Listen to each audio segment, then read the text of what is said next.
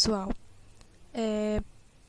meu nome é Rainara e junto com o Pedro, Rafael e Matheus vamos apresentar hoje sobre tratamento de dados com foco na técnica SMOT. Nosso objetivo é explicar por que dados desbalanceados são um problema, como o SMOT funciona, como aplicar em Python e principalmente quando ele deve ou não ser usado. Então ali vamos começar com um problema. Em muitos conjuntos de dados, algumas classes possuem muito mais exemplos que outras. Isso é o que chamamos de class imbalance, quando uma classe ou mais tem um número significativamente menor de exemplos. Então, imaginem que estamos treinando ali um modelo para detectar fraude em transações bancárias. Se tivermos 10.000 transações, mas apenas 100 são fraudulentas, temos um desbalanceamento de 100 para 1. E a classe fraude ela vai representar apenas 1% dos dados. E por que isso é um problema? Modelos de machine learning, eles tendem a prever a classe majoritária e ignorar a minoritária. E o modelo simplesmente aprende que é mais seguro sempre prever a classe que aparece mais. Então vamos pensar no exemplo da fraude. Se o modelo aprende que 99% das transações são normais, ele pode simplesmente prever normal para tudo e ainda assim ter 99% de acurácia. Mas na prática, esse modelo ele é completamente inútil porque ele nunca detecta nenhuma fraude. E isso prejudica principalmente métricas como a de recal, precisão e F1 score da classe minoritária. E geralmente a classe minoritária ela é justamente a mais importante que queremos detectar, como as fraudes, as doenças, as falhas de equipamento, ataques cibernéticos. E é aí que entra a necessidade de técnicas de balanceamento. E uma das mais eficazes é a SMOT. E essa figura que mostra o efeito do SMOT em um conjunto de dados desbalanceado em 3 momentos diferentes. Os círculos rosas são as classes majoritárias, em que tem muitos dados. O triângulo laranja são as classes minoritárias, tem poucos dados. E os triângulos verdes são os novos dados sintéticos criados ali pelo SMOT. E aqui temos o dataset original, antes de qualquer tratamento. Muitos pontos de classe rosa, poucos pontos de classe laranja. E é um problema o modelo de machine learning, né? Porque ele tem que aprender mais a classe rosa. E a classe laranja ela pode ser ignorada ou mal classificada. Então, esse vai ser um problema clássico de dados desbalanceados. E é aqui que vai entrar o SMOT em ação. Ele não vai copiar os triângulos laranja, ele vai criar novos pontos sintéticos verdes. Aqui são os verdes, né? Vão criar essa técnica, ela vai criar novos pontos e sintéticos. E o SMOT ele vai pegar ali um ponto laranja, vai procurar seus vizinhos mais próximos da mesma classe e criar esses novos pontos entre eles, por interpolação. E a classe minoritária ela vai começar a ocupar o melhor espaço. E o modelo vai passar a enxergar melhor o formato dessa classe. E depois do SMOT, né, a classe minoritária ela começa... após a aplicação ali do SMOT, a quantidade de pontos rosa vai ser ali proporcional à quantidade de pontos laranjas. E as classes elas vão ficar balanceadas. E a distribuição vai ficar mais uniforme. E em relação ao que é realmente o SMOT, traduzindo ali, né, sua significação, vai ser uma técnica de superamostragem sintética da classe minoritária. É um método de oversampling, ou seja, ele vai aumentar o número de exemplos da classe minoritária, mas aqui também está um diferencial. Ele não simplesmente duplica exemplos existentes, em vez disso ele cria novos exemplos sintéticos da classe minoritária, como eu falei anteriormente. E essa é a grande sacada ali do SMOT, porque ele gera dados novos, plausíveis, que não são cópias exatas. Então isso significa que o problema do overthinking, que aconteceria se apenas duplicássemos os mesmos exemplos várias vezes. E o objetivo ali do SMOT é equilibrar as classes para melhorar a aprendizagem dos classificadores. Então, quando temos classes balanceadas, o modelo ele consegue aprender padrões de ambas as classes de forma mais efetiva. Ele não fica viciado em prever sempre a classe majoritária. E o SMOT ele foi proposto ali em 2002 por Shawwa e seus colaboradores, publicados ali no artigo, né? E desde então virou uma das técnicas mais populares ali para lidar com dados desbalanceados. E agora vamos ficar com como funciona, né, essa técnica. Olá, meu nome é Pedro Augusto e, iniciando a nossa análise técnica, nós precisamos entender que o desbalanceamento de dados não é apenas um detalhe estatístico, é um viés que cega o algoritmo. No nosso dataset Solarflare, temos uma disparidade imensa entre erupções comuns e erupções severas. Se utilizarmos métodos tradicionais de oversampling, como o random oversampling, estamos apenas enviando cópias idênticas para o modelo, e isso cria um problema de especificidade excessiva, ou seja, o modelo ele aprende o ruído daquele dado específico e não o padrão do fenômeno. E é aqui que o Smolt se diferencia. Ele não trabalha com replicação, mas sim com geração de novos conhecimentos.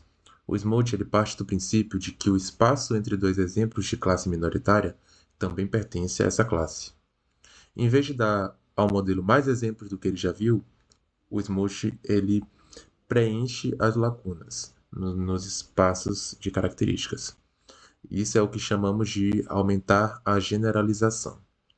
Ao criar dados sintéticos, nós estamos essencialmente construindo uma ponte de informação que ajuda o classificador a definir uma fronteira de decisão muito mais suave e precisa, evitando que ele simplesmente ignore a classe minoritária por falta de evidências. Imagine que cada característica do Sol, como o tamanho da mancha ou a complexidade magnética, é um eixo em um gráfico. O Smolt ele opera nesse espaço multidimensional, através de 4 etapas fundamentais. Primeiro, pela análise de vizinhança, aqui com o exemplo K, né? Vamos dizer que o K é igual a 5, ou seja, existem 5 vizinhos e no total são 6, contando com o ponto. Que para cada registro da classe minoritária, o algoritmo calcula a distância euclidiana em relação aos seus pares. E o Smolt ele entende que aqueles 6 pontos, como eu tinha dito antes, formam um cluster de similaridade. A seleção do par, o algoritmo ele vai escolher aleatoriamente um desses vizinhos para interagir com o ponto base. Depois disso, calcular um vetor diferença. Ele vai subtrair os valores das características do ponto base dos valores do vizinho. Isso vai criar um vetor que representa a distância e direção entre eles. E com isso a gente tem a fórmula, que representa o x-new aqui, o valor novo, que vai ser diferenciado a partir desse gap, que é o valor aleatório. Ou seja, sempre um valor entre 0 e 1 que vai estar dentro desse espaço, desse intervalo. Passando para a parte prática, com a biblioteca IMB Learning, essa biblioteca é a extensão oficial do ecossistema Scikit-learn para problemas de desbalanceamento. A sua implementação é elegante por ser compatível com objetos pipeline, o que facilita muito a automação de fluxos. No código, o comando Smolt Sampling Strategy Auto é o nosso ponto de partida. O parâmetro alto, ele indica que queremos que todas as classes minoritárias alcancem o mesmo volume da classe majoritária. No entanto, o ponto mais crítico da nossa aula é o rigor metodológico. Existe uma armadilha chamada data leakage, ou seja, vazamento de dados. Então, se for aplicado o Smolt antes de dividir seus dados em treino e teste, você estará permitindo que informações do seu conjunto de validação vazem para o treinamento através da criação dos pontos sintéticos. O resultado disso é uma performance artificialmente perfeita no laboratório, mas um fracasso total em produção. Portanto, o protocolo correto é o primeiro train, test, split, e o Smolt entra apenas para inflar, entre aspas, o balão do treinamento, deixando o teste intocado com dados puramente reais. Finalmente, aplicando ao nosso dataset Solarflare, esse dataset ele é particularmente difícil porque muitas das variáveis são nominais, ou seja, categóricas. O Smolt padrão lida melhor com números contínuos, então, em casos reais como este, muitas vezes utilizamos uma variante chamada Smolt NC, ou seja, Nominal and Continuous. Ao analisar os resultados, precisamos mudar nossa mentalidade sobre o que é um modelo bom.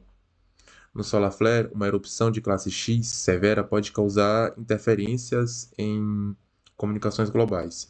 Se o seu modelo tem 99% de acurácia, mas não previu nenhuma das 10 erupções severas do dataset, esse modelo é perigoso e inútil.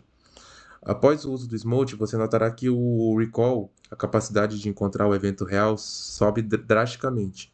Talvez o modelo passe a gerar alguns alarmes falsos, ou seja, falsos positivos, mas em contextos de segurança e fenômenos naturais. É preferível ter um alarme que toca sem fogo do que um incêndio sem alarme. O Smoke nos dá o poder de ajustar esse equilíbrio, garante que a IA dê atenção devida aos eventos que, embora raros, são mais importantes que os eventos comuns. Olá, me chamo Rafael.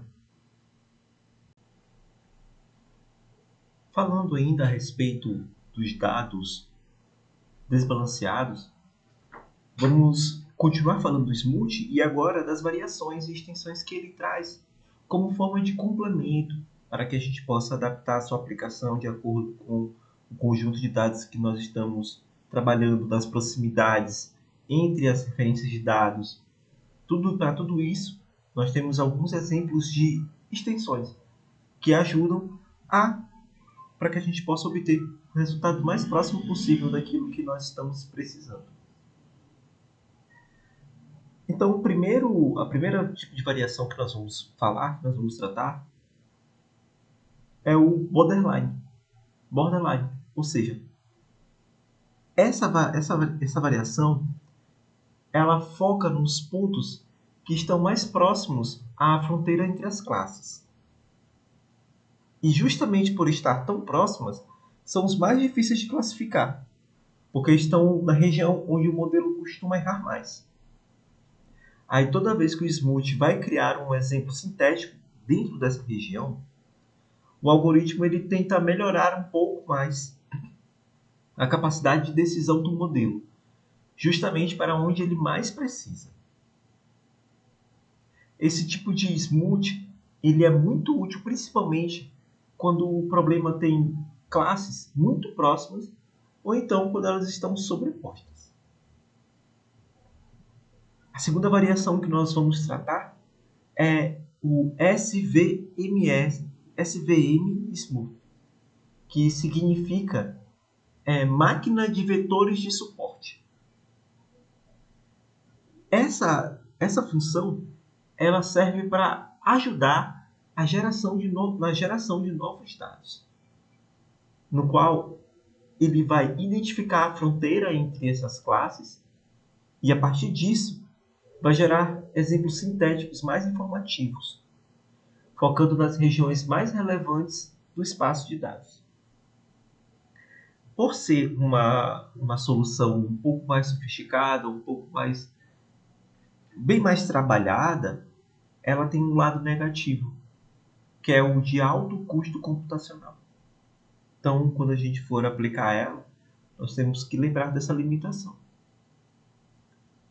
O terceiro, que na verdade são duas variáveis, né? Porque eles vão ser tratados de acordo com o tipo de dados ou as variáveis que nós vamos trabalhar, que é o Smoothing e o Smoothing.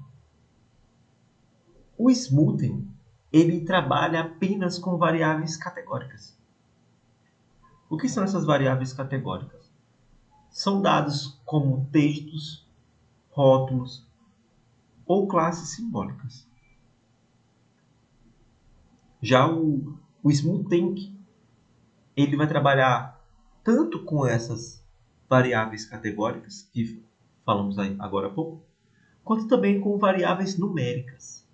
Então ele consegue misturar esses dois tipos de dados e trabalha com eles ao mesmo tempo.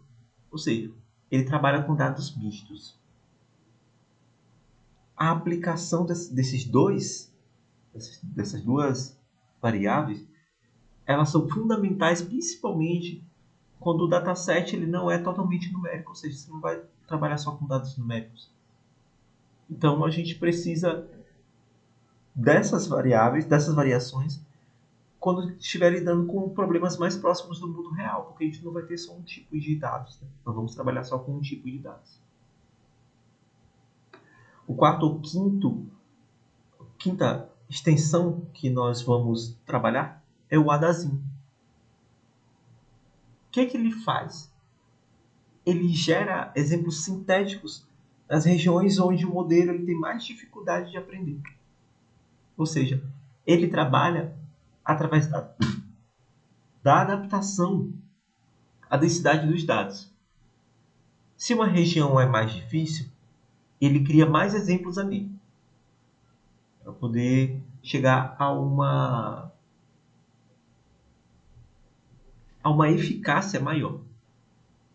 Já se o problema ele é um pouco mais fácil, ele vai criar menos dados para poder melhorar ali a sua exemplificação.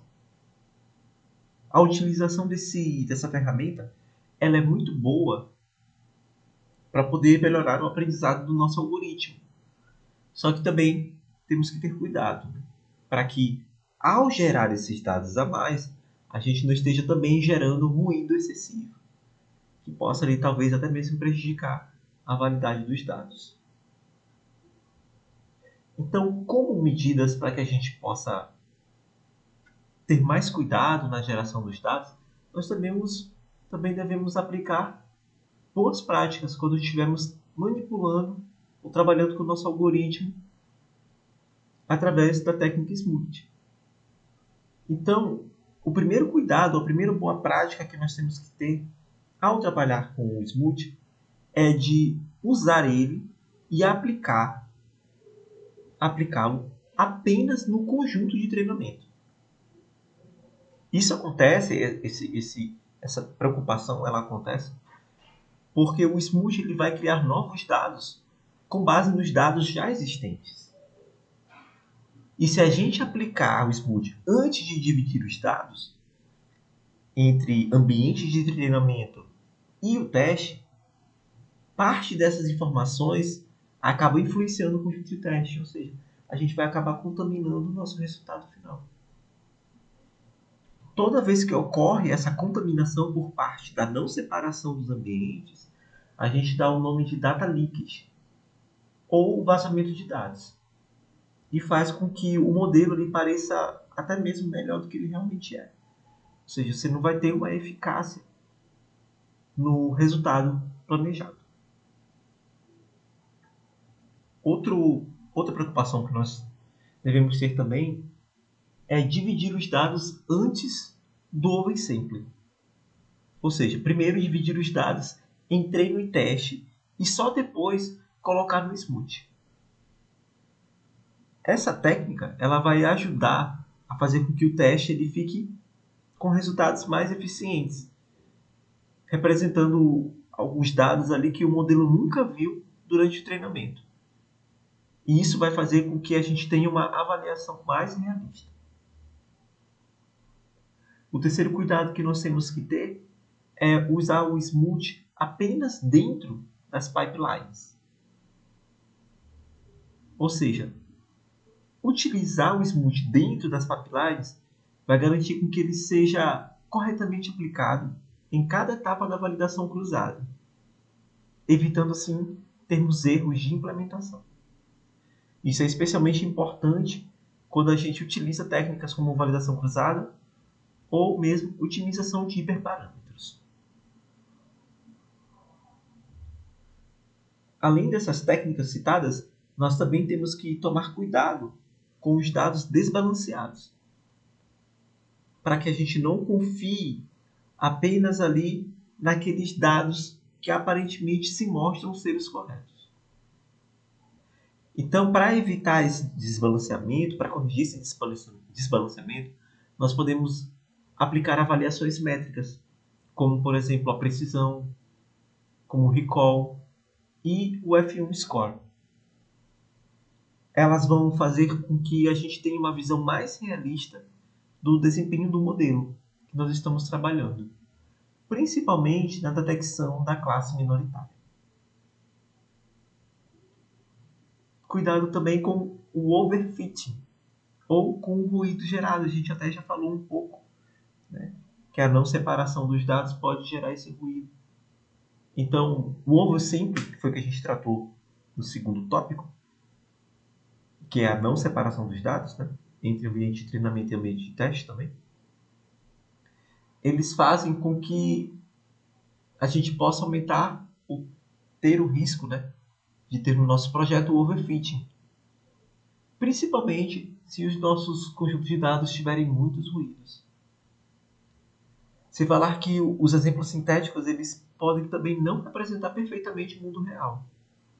E vai acabar prejudicando a generalização do nosso modelo. E por último, temos também que fazer o ajuste dos hiperparâmetros do Smooth, para que ele possa controlar o número de versículos utilizados para gerar os dados sintéticos. Esse ajuste ele deve levar em conta principalmente o tamanho da classe minoritária e as características do dataset. Tomando esses cuidados, vai fazer com que a criação dos exemplos artificiais fiquem mais adequadas. Então, a gente vê que o Smooth ele tem muitas ferramentas poderosas, é uma técnica poderosa. Só que se a gente não aplicar essas boas práticas, se não fizermos a separação correta dos dados e também corrigir o desbalanceamento de dados e os hiperparâmetros, nós podemos comprometer a validade e o resultado do nosso projeto. Dando continuidade, meu nome é Matheus Cabral. E aí, dando continuidade ao trabalho, eu vou mostrar aqui um exemplo prático em Python, né, que a gente criou. E também eu vou dar uma contextualizada para vocês, uma contextualizada rápida, né, sobre a técnica do Smooth, né, que basicamente é uma técnica ali, muito utilizada no aprendizado de máquina, né, para lidar com base de dados desbalanceadas, né. O que acontece? Em muitos problemas reais, como na detecção de fraudes, diagnósticos médicos ou análise de falhas, a gente tem um cenário onde uma classe ela vai aparecer muito mais do que a outra. E isso acaba que vai causar um problema sério, né? Porque o modelo ele vai acabar aprendendo apenas a prever a classe mais comum e ignorar a classe mais rara, que muitas vezes é a classe mais importante, né?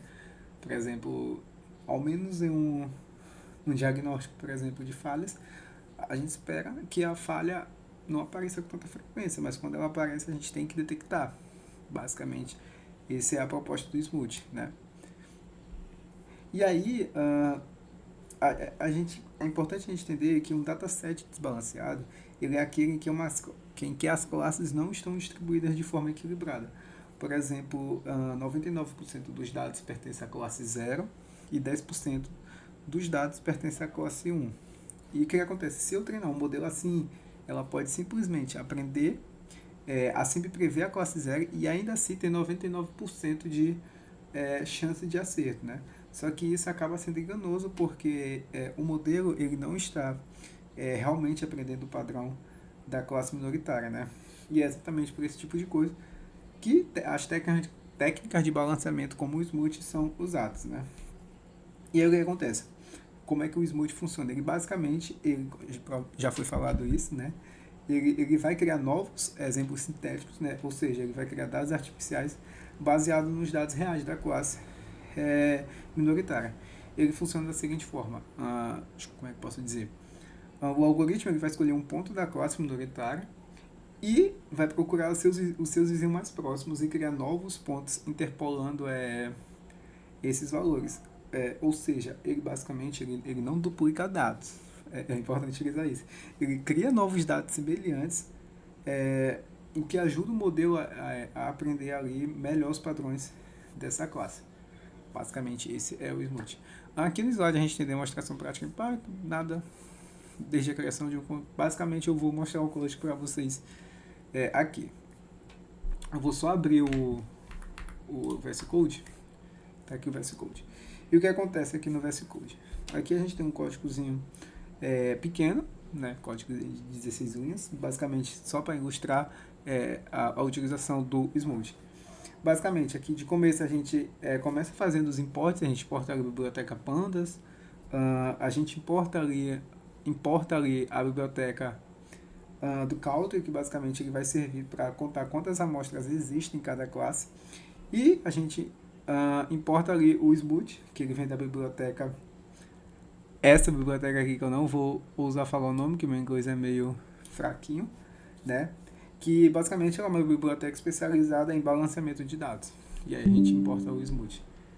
E aí a gente também usa o Make Classification, né, dessa biblioteca aqui também, que eu não vou usar falar o nome também, que ela basicamente vai criar dados artificiais muito úteis ali para os nossos testes e demonstrações. E aí, mas aqui embaixo do código, nessa parte aqui do código, a gente basicamente vai fazer o que está escrito ali, né? A gente vai criar datasets artificiais desbalanceados. Por exemplo, aqui no NClasses 2 a gente vai definir duas classes. Aqui a gente vai dizer que a classe 0 vai ter 90% dos dados e a classe 1 vai ter 10% dos dados. E nesse trecho aqui do código, basicamente, a gente está dizendo que a gente cria 1000 registros no total. E, para finalizar essa parte aqui, a gente garante que os resultados eles sejam reproduzíveis. E aí, basicamente, aqui a gente dá um antes, que é para rodar aqui no CMD bonitinho, e a gente dá um counter Y para contar. E aí, depois disso, a gente vai ter o resultado, e aí depois disso a gente vai aplicar o nosso Smooth, né? Que aí a gente cria um objeto Smooth, né? E aí a gente chama o método fit, esse método aqui, que ele basicamente vai analisar os dados originais e vai gerar novos exemplos sintéticos da classe minoritária e vai retornar um novo conjunto de dados balanceado. E aí, o Smooth ele vai criar novos pontos entre os pontos existentes, respeitando ali a distribuição de dados. E eu vou rodar o código aqui.